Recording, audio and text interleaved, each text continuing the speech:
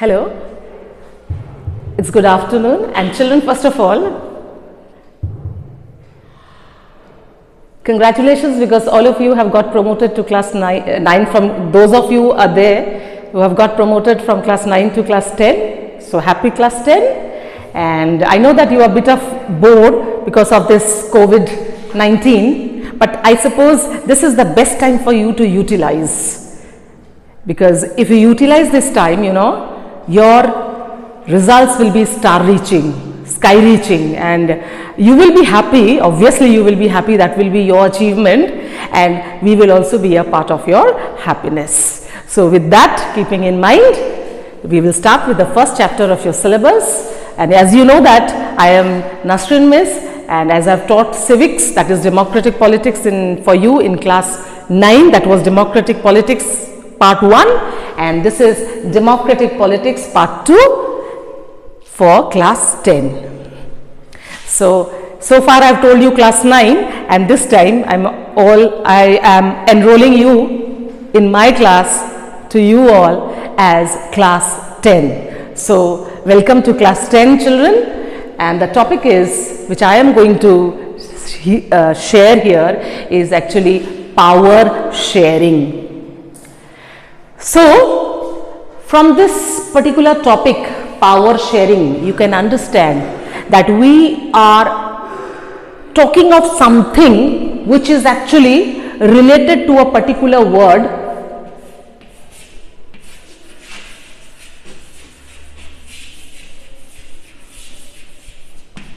decentralization.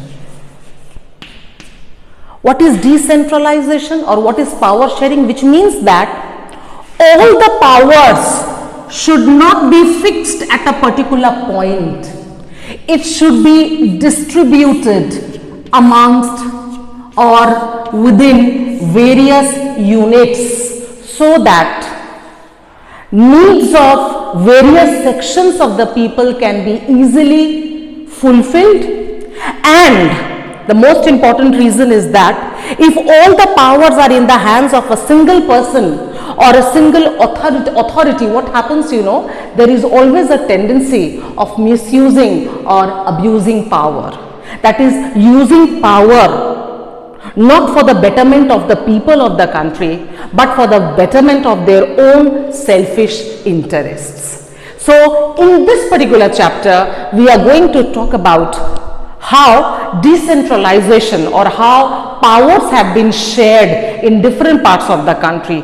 But before that, I'll give you two examples of two particular countries where there was a problem in this particular issue of power sharing, and how both the countries have actually coped up with their problems. The attempts which have been taken by different countries to cope up with the problem of power sharing. First of all comes Belgium.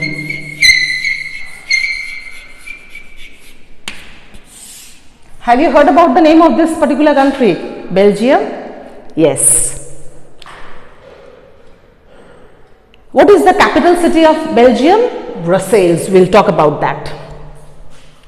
Now, when we talk about Belgium and we talk about the population composition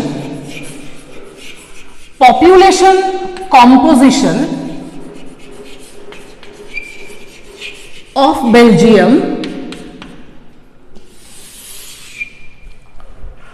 we could find that 59% of the people, those who lived in the Flemish region,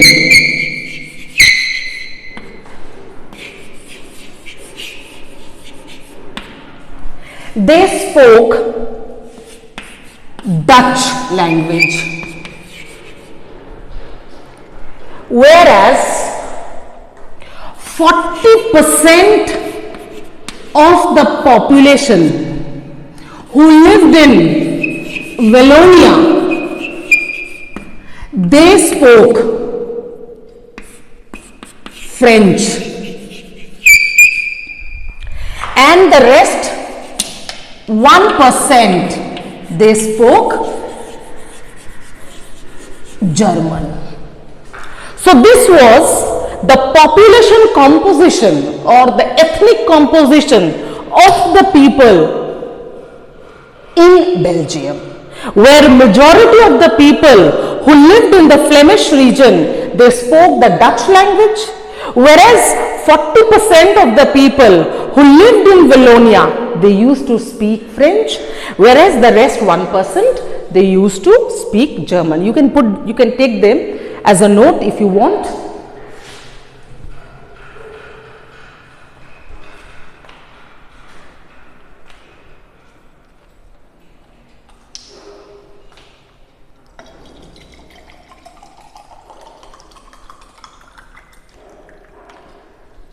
It's very hot there. I have to have some bit of water.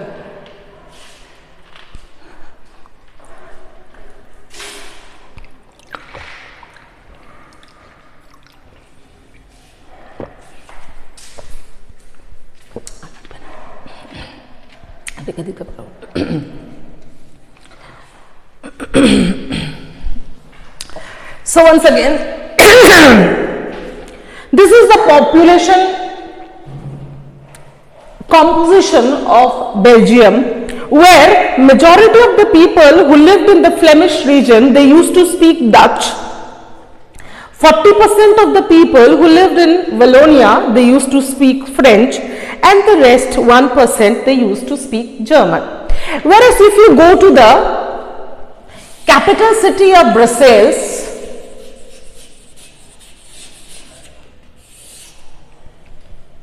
the picture was just the opposite.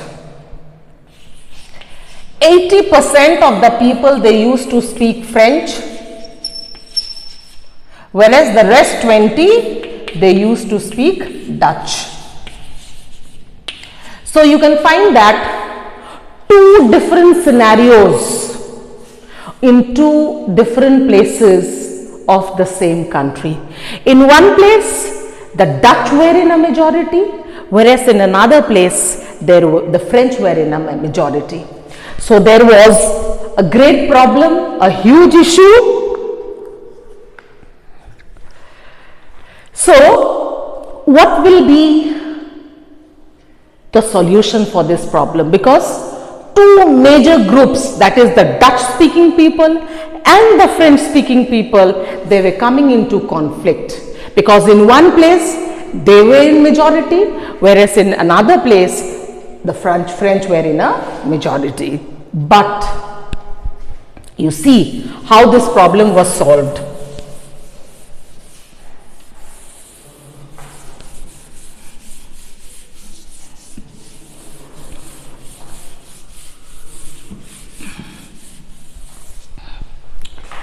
Now, this was a grave problem, grave, G-R-A-V-E, severe problem, major problem. So how can it be solved? You see, the conscious effort by the Belgian government. What did they do? The Belgian government, it amended the constitution 4 times.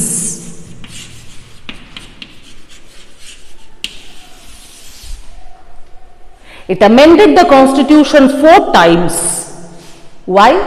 In order to introduce the interests or the views of the people whenever there was a clash between those two communities. What were the two communities? The French speaking communities, who were in a majority in Brussels, and the Dutch speaking community, who were in a majority in Belgium.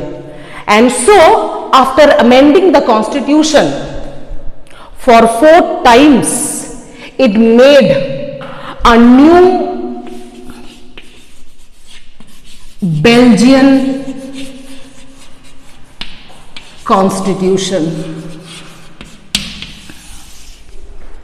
And in this Belgian constitution, care was taken, proper care was taken, what?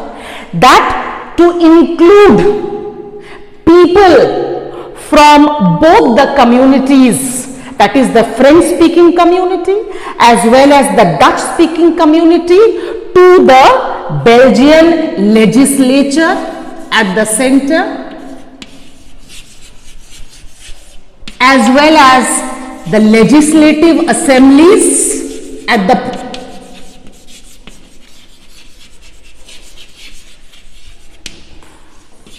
equal number of ministers.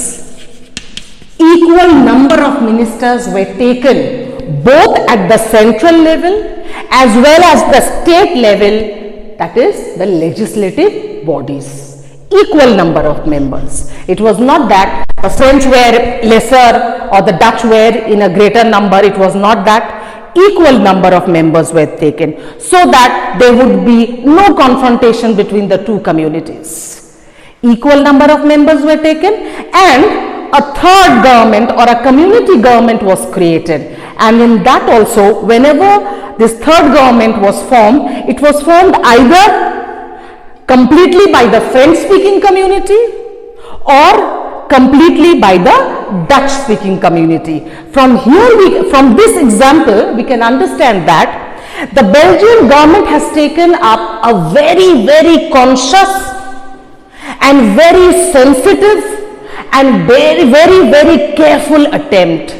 It did not go into any dispute. It did not go into any kind of confrontation. What it tried to do? It tried to accommodate. This is the word. Accommodate. It tried to accommodate the interests of both the communities, and the whole matter was resolved in a very beautiful way. This was the case of Belgium, where power was shared in a beautiful way by the Belgian government. If required, they amended the constitution 4 times and they have arrived at a peaceful resolution between the two communities. Now you see the case of Sri Lanka.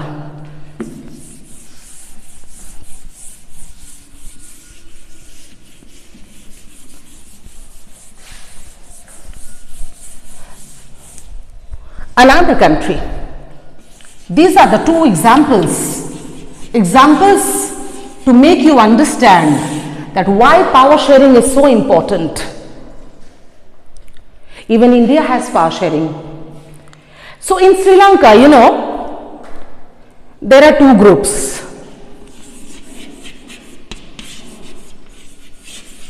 Sinhalese people who were around I'm telling approximately 74% of the population, whereas the other were the Tamils who had migrated from India. So first of all, two groups. Now you see the differences. First of all, Sinhalese, they are the original people of Sri Lanka. They have migrated from India. Next point was that they spoke Sinhala language,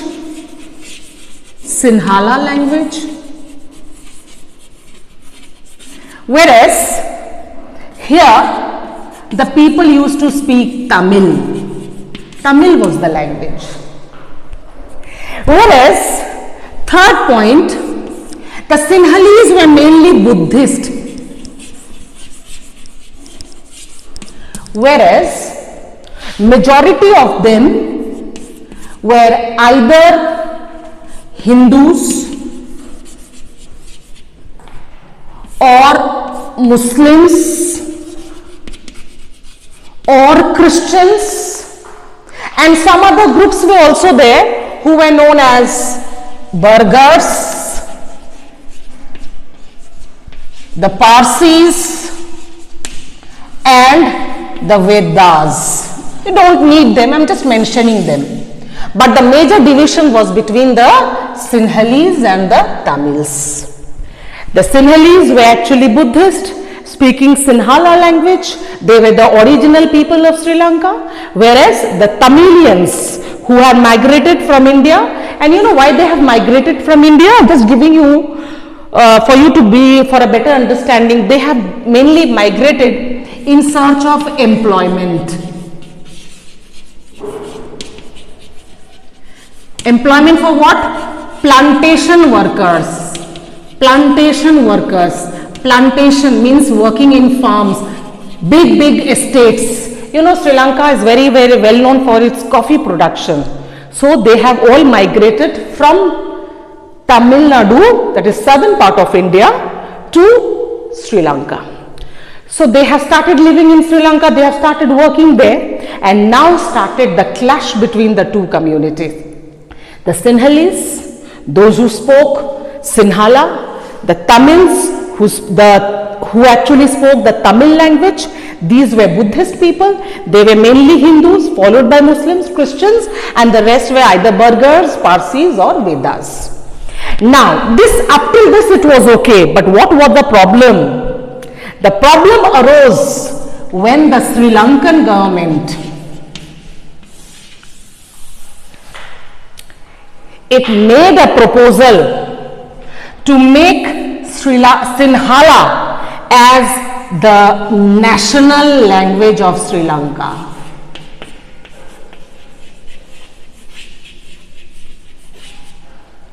When they proposed to make Sinhala as the national language of Sri Lanka, then came up opposition from the Tamils of Sri Lanka. And it was at this juncture the Tamils, they protested. Why they protested? First of all, Sinhala was not the language of there. And secondly, there was another reason was that the Sri Lankan government, you know, had made a number of reservations. You know what do you mean by reservations?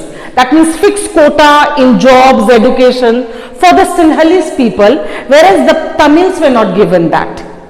Special privileges, special reservations were provided to them, whereas the Tamilian people were not provided with this kind of opportunity. So the Tamil people were not satisfied with the Sri Lankan government, and it was at this juncture that the Tamils, they made up the demand for, this is the word,